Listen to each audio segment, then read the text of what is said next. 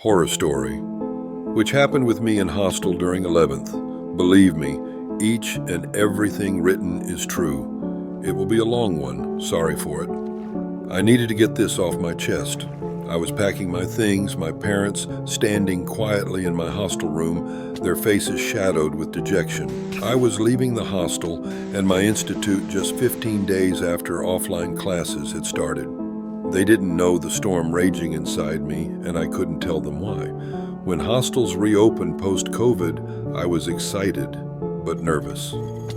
It was my first time away from home. After rejecting one suffocating hostel, we settled on another. My room was at the far end of the second floor, quiet and isolated, perfect for studying, or so I thought. The first night, around 1 a.m., a lecture from our physics teacher suddenly started playing on my laptop. It startled me, but I brushed it off, assuming I'd left something open. The next morning, the warden scolded me, claiming she heard faint audio at night. I argued. It wasn't me. But the same thing happened the next night, and this time, she wasn't so kind.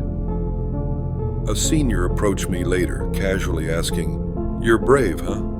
Don't you know what happened in your room?" When I said no, he dropped the bomb. 2 years ago, a student had committed suicide here after being humiliated in class by our physics teacher. My blood ran cold.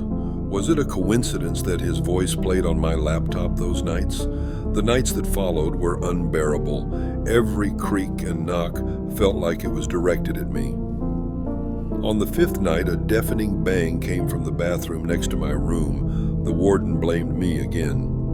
Desperate, I started playing prayers softly while I slept, and for a few nights things calmed down. But on the 14th night, I woke suddenly. The prayers had stopped. My phone, which had been beside me, was now across the room. My heart sank. That was it. I ran to the warden, borrowed her phone, and called my parents in a panic. They agreed to take me home. I spent the rest of the night by the warden's desk, staring at the direction of my room, refusing to go back. I never told my parents the full story, and I never will.